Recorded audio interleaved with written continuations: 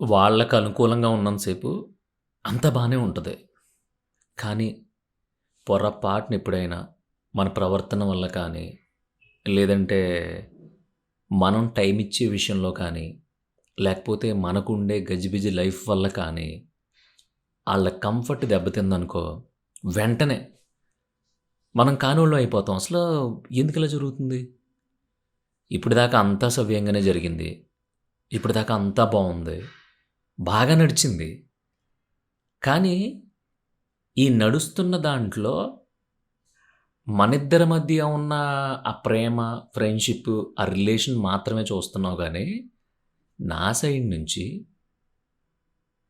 నేను బ్రతకడానికి, నాకుండే ఇష్టాలను నేను ఫుల్‌ఫిల్ జేసుకోవడానికి, నాకు నచ్చిన పని జేసుకోవడానికి, నేనొక దారిలో ఎళ్తున్నప్పుడు, మనిద్దరి మధ్యలో రిలేషన్ ఏదైతే ఉందో, అది బావుంది కదా చాలా. కానీ నేనెళ్ళే దారి ఏదైతే ఉందో అంత బాగోదు. అక్కడ సంపాదన కోసం ఆలోచించాలి. ఎలా ఎదగాలి అని ఆలోచించాలి. బాగా బ్రతకాలి అని ఆలోచించాలి. ఎట్టి పరిస్థితుల్లోనూ నా ఫ్యామిలీని నేను డౌన్ చేయకూడదు అనేది ఆలోచించాలి. ఒకటో తారీఖు గురించి ఆలోచించాలి. అవసరం కోసం ఆలోచించాలి. అవసరాలు తీర్చుకోవడం కోసం ఆరాటపడాలి.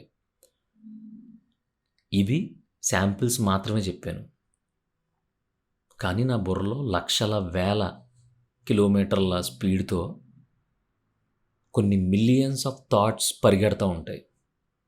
అయన్నీ నా మైండ్‌లో ఉన్నా సరే, ఇప్పటిదాకా అంతా బాగా నడిచింది కదా!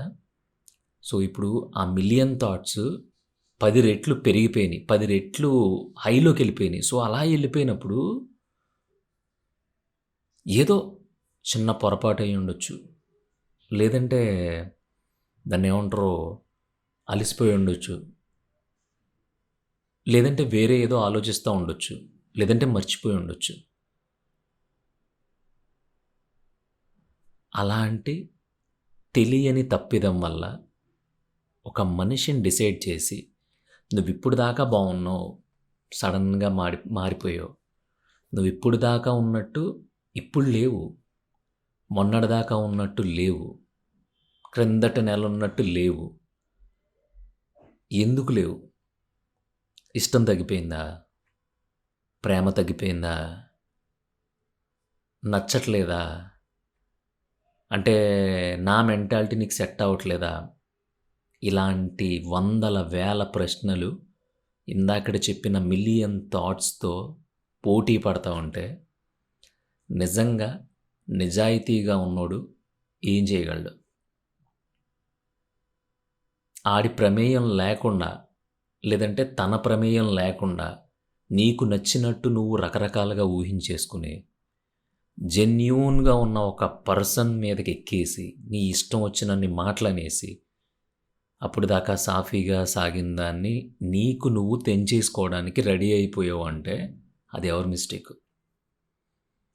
అంటే ఇప్పుడు ఆ ఫ్రెండ్‌షిప్‌లో ఉన్నా, లేదంటే ఒక ఇష్టంలో ఉన్న ఒక మనిషి ఏం చేయాలంటే పని, పాట లేకుండా ఇంకా అదే పనిగా నీతోనే ఉండాలి, నీతోనే మాట్లాడాలి, నీతోనే ముచ్చట్లు పెట్టాలి. అవ్వదది. ఒక 2 సంవత్సరాలు వేస్ట్ అయిపోతే కరెక్ట్ ఏజ్‌లో ఉన్నప్పుడు, ఆ 2 సంవత్సరాలని తిరిగి తీసుకురావడం కాదు కదా! రాబోయే 10 సంవత్సరాల ఎఫెక్ట్ ఈ 2 సంవత్సరాలు చూపిస్తది. రాబోయే 10 సంవత్సరాల మీద ఎఫెక్ట్. ఎంతని పుల్ చేయగలుగుతాడు? ఎంతని ఆ ఎళ్ళిపోయిన టైంని వెనక్కి తీసుకురాగలుగుతాడు? రాలేడు.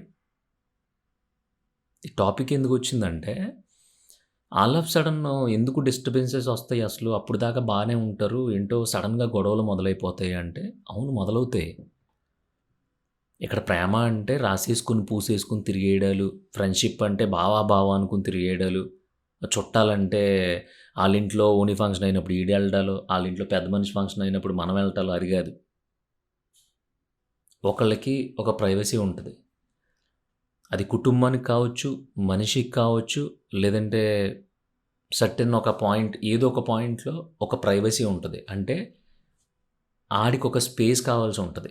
తనకు ఒక స్పేస్ కావాల్సి ఉంటుంది. ఆ స్పేస్ 100% ఏ రిలేషన్‌లో ఉన్నోళ్ళైనా సరే ఇవ్వాల్సిందే. ఎంతసేపు నా గురించి ఆలోచించట్లేదు, నా గురించి ఆలోచించట్లేదు, నా గురించి ఆలోచించట్లేదు. ఎందుకు ఆలోచించాలి? తింటున్నావు. నీ పని నువ్వు చేసుకుంటున్నావు. నా పని నేను చేసుకుంటున్నాను. హ్యాపీగా మనం టైం స్పెండ్ చేసినప్పుడు టైం స్పెండ్ చేస్తున్నాం. నవ్వుకుంటున్నాం. డిస్కస్ చేసుకుంటున్నాం. ప్లాన్ చేసుకుంటున్నాం. అసలు ఏం చెయ్యాలనేది ఆలోచించుకుంటున్నాం. ఇన్ని జరుగుతున్నాయి కదా!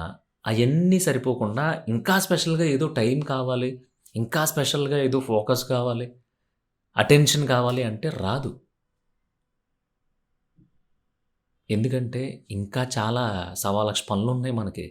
బతుకు పోరాటం చేయడానికి రోజు సవాలక్ష ఆలోచనలు ఆలోచించాలి. దాంట్లో ఒకటో అరో వర్కౌట్ అయితే మనకి రాబోయే 1వ తారీఖు గట్టెక్కుతుంది. అన్నీ తెలుసు నీకు. కానీ అవతలోడు ఎందుకు వినడో మన మాట అని ఈగో. ఆ ఈగోస్‌కెళ్ళినా దాన్నేమంటారు అనవసరంగా తెగేదాకా లాగిన తర్వాత మళ్ళీ అంతకు ముందుండే సిచ్యువేషన్ ఉండేది చూసావా? అంతకుముందు బాగా నడిచింది అనే ఒక సిచ్యువేషన్ ఉండేది కదా! ఆ బాగా నడిచింది అనే సిచ్యువేషన్స్‌కి రావడానికి కొన్ని వేల లక్షల మెట్లు కిందకి దిగిపోయి, దిగజారి బ్రతిమలాడుకోవాల్సొస్తది. ఇది చాలామంది అనుభవించే ఉంటారు. నేనేమంటున్నానంటే ప్రతి మనిషికి స్వతంత్రత ఉంటది. ప్రతి మనిషికి దాన్నేమంటారు ఒక ప్లేస్ కావాలి. అది ఆడైనా, మగైనా, చిన్నపిల్లలైనా, పెద్దోళ్ళైనా, ముసలోళ్ళైనా. ఎంత అందరితో కలిసిపోతున్నా సరే ఆడికాడు రోజులో 1 గంట, 2 గంటలు స్పెండ్ చేయలేనోడు ఎవడైతే ఉన్నాడో అట్‌లీస్ట్ ఒక పావు గంటైనా సరే ఆడి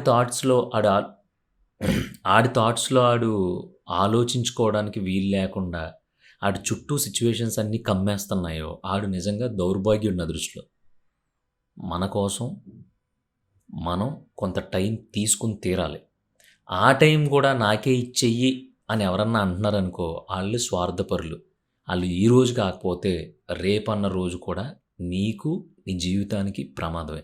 సో, అలాంటి ఫ్రెండ్‌షిప్ కావచ్చు, చుట్టరికాలు కావచ్చు, తొక్క, తోటకూర ఏదైనా సరే అర్జెంట్‌గా కట్ చేసేసుకో. ఎందుకంటే రేపొద్దున్న నిన్ను ఎదవని చేసి వాళ్ళు బయటికెళ్ళి 100 మంది దగ్గర చెప్పే బదులు ఇప్పుడే నువ్వు సెట్ అవ్వదులే మనిద్దరికీ. మనం ఎవరికీ టైం ఇవ్వలేమే అని చెప్పేసామనుకో ఈరోజే థూ అని వెళ్ళిపోతారు. పోతే పోనీ ఇబ్బందేం లేదు. కానీ లేదులే మేనేజ్ చేద్దాం, మెయింటైన్ చేద్దాము, లేదంటే సర్ది చెప్దాము, సరిచేద్దాం ఇలాంటి సూత్రాలన్నీ చెప్పుకుంటూ వెళ్ళామనుకో చివరికి చింతకాయ పచ్చడి అయిపోద్ది. అందుకని ఏ రిలేషన్‌లో ఉన్నా ఆళ్ళు సడెన్‌గా గొడవలు పడడం, లేదంటే సడెన్‌గా ఎడమొహం, బెడమొహాలు పెట్టుకోవడం, ఒక బ్రేకప్ స్టేజ్‌కొచ్చేయడాలు ఎందుకొచ్చేస్తాయంటే, స్వార్థంతో అవతలోళ్ళ టైంని కూడా లాగేసుకుందాము, అవతలోళ్ళ టైం కూడా నాకే ఇవ్వాలి అనే కాన్సెప్ట్ నుంచి మొదలవుద్ది. మనకి స్వతహాగా అవతలోళ్ళతో కాసేపు స్పెండ్ చేయాలి అనిపించే అంత ఫ్రీ టైం ఒక పర్సన్‌కి ఉండాలి. ఉన్నప్పుడు మాత్రమే అది బ్యూటిఫుల్‌గా ఉంటది. అలా కాకుండా బలవంతంగా ఇప్పుడు మనం ఈడితో మాట్లాడకపోతే నీ యమ్మ రేపు పొద్దున్నుంచి ఈడు మనతో మాట్లాడడేమో అని బలవంతంగా ఓ ఫోన్ కొట్టేసి, మాట్లాడేసి, పెట్టేసేది ఏదైతే ఉంటదో దానంత దరిద్రం ప్రపంచంలో వెతికినా దొరకదనేది నా పాయింట్. అందుకని మిమ్మల్ని అర్థం చేసుకొని, మీకు కూడా టైం ఇచ్చి, మీరిచ్చే టైంలో వాళ్ళు హ్యాపీగా ఎవరైతే ఉంటారో వాళ్ళతో ఉండండి. చాలా చాలా చాలా హ్యాపీగా మీరు ఏదైతే చెయ్యాలనుకుంటున్నారో దాంట్లో ఇంకా విపరీతంగా కష్టపడి ఒక లెవెల్‌కొస్తారు. లేదు మనుషులే ముఖ్యం, ఆళ్ళకి టైం ఇవ్వకపోతే ఎవరికి టైం ఇస్తాం అనుకున్నాం అనుకో, ఇలా నెల నెల ఈఎంఐలు కట్టుకుంటా, బతిమలాడుకుంటా, కాళ్ళు పట్టుకుంటా, నీ మనసు చంపుకొని ఏంట్రా బాబు ఇలా అయిపోయింది అని రోజు పడుకునే ముందు ఒక 10 నిమిషాలు ఏడ్చి పడుకుంటాం అంతే. మరీ డీప్‌గా వెళ్ళిపోయినట్టున్నాం. లాస్ట్ లైన్ ఏంటంటే, నీకంటూ ఓ టైం ఉంటది. ప్రతిరోజు ఉంటది, ప్రతి పూట ఉంటది, ప్రతి గంటలో కనీసం ఒక 20 సెకన్లైనా నీ టైం నువ్వు స్పెండ్ చెయ్యి. ఆ టైం కూడా ఎవరో ఏదో అనుకుంటారో అని జెప్పేసి వాళ్ళకి దారబోసేసావనుకో, ఇంక నువ్వు బతికి బొక్క.